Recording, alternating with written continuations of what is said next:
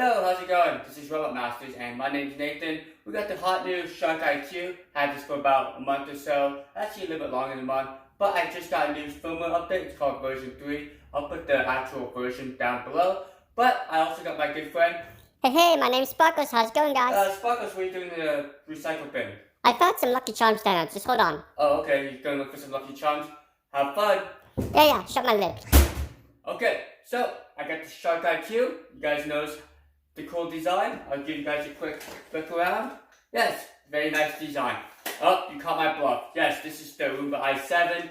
Actually, I have the Shark IQ right here. Could you guys tell that I had a different robot on the charging base?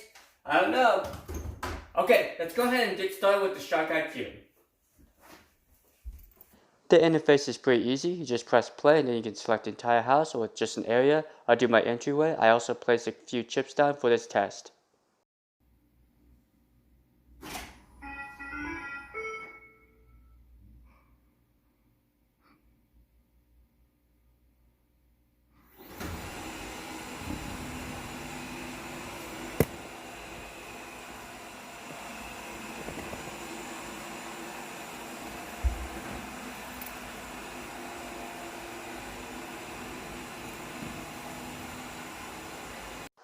So the navigation on the Shark is a little different than most robot vacuums. Most robot vacuums will go straight to the area, kind of like the Roborock, but this guy needs to figure out its layout, so it will physically bump into an object to make sure it's in the right location a few times.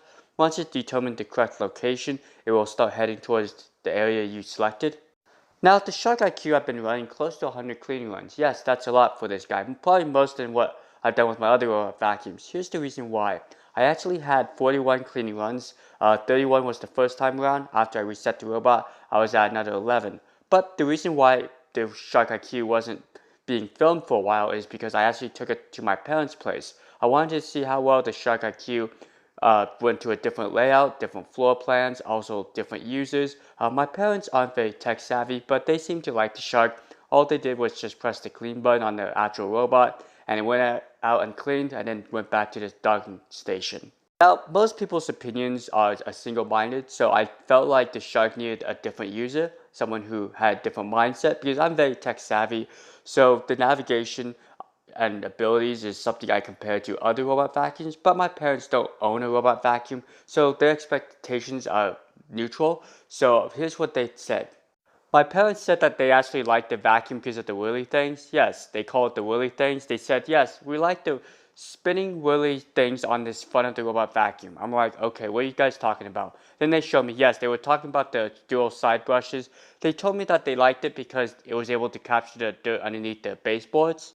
So let me give you a little history of my parents. They're very old-fashioned. They don't own a smartphone. Yes, they still have those standard old Nokia flip phones. I can't believe it. 2019, 2020, those things still work.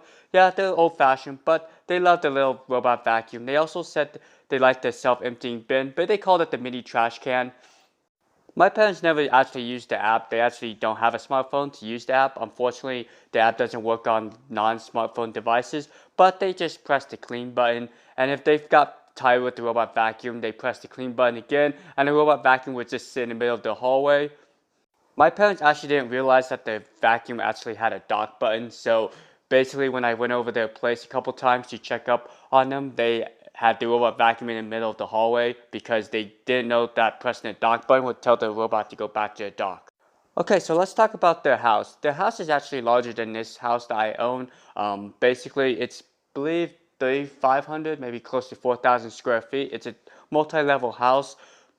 So what my parents ended up doing was they actually blocked off a lot of areas like the laundry room, the master bedroom. They also have a dog, so they kind of kept that area clean as well, like out of reach of the robot because the dog had a lot of toys. Okay, so my parents told me that they did try to empty out the dustbin. They said that was pretty easy. So I went over there one day and I watched them do it. They actually didn't physically empty out the dustbin. They did manage to remove the top bin, but they didn't actually do the secondary switch where it released the debris. Maybe that's just one thing that Shark can work on, is maybe a little bit easier instructions, because not everyone's really tech savvy and could figure out the buttons.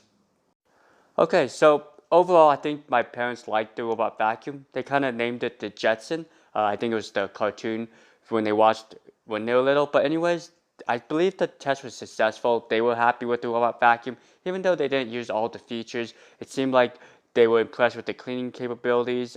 For the most part, they were able to use the robot vacuum. So one thing that happened with my parents is the robot vacuum ended up stuck, or I believe it was dead. So it was in the middle of the hallway one night, so they called me up wondering if the robot vacuum was broken, but it was just chirping, letting you know that it needed to return back to its docking station. But my parents didn't know that. They don't know what the beeping sounds are. So I would say these robot vacuums do need to verbally tell you what's going on. Okay, so that was just my little test with my parents. So after I got the robot vacuum back, I went ahead and did another training run so the robot vacuum would relearn my floor plan. It took about 11 or so training runs. So the robot vacuum did do well with the training runs. It did as it was advertised. Okay, so it looks like the shark's almost done with the back and forth cleaning pan. Then it will finish up with its perimeter sweep. But unfortunately, this is where the navigation got a little wonky. So I'm going to go ahead and speed up this area. So after the robot's done with its back and forth clean pan, the robot should do a perimeter sweep and then head back to its charger. Unfortunately, the robot vacuum got confused and started heading into my dining room area. I did check the map and the boundaries did indicate just this area only. So I think the robot needs some more work in the navigation abilities. I tried different areas like my master bedroom. Sometimes the robot vacuum would get there, sometimes it wouldn't. But I'll continue doing videos on the Shark IQ once I get new updates. Hopefully, eventually the robot vacuum will get better with the navigation. But for the most part, I'll give the navigation maybe a C, maybe a B. It does do the job. This isn't a race car, but I think it could do a little bit better.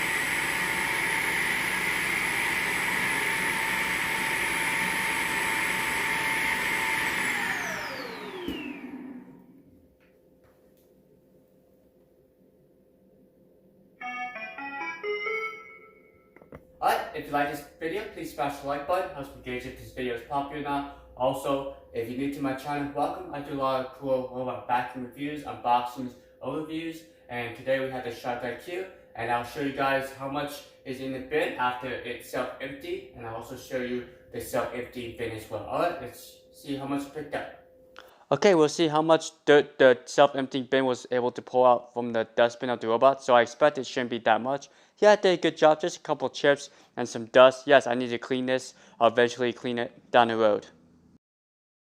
When I first got the Shark IQ, I actually struggled figuring out how to empty it as well. So yes, that's one thing Shark should make more clear is that secondary button. But it did a good job, was able to pick up most of the chips and there's a couple Lego pieces. So good job Shark IQ, and I'll continue doing these Shark updates once I get them. Alright, see you later.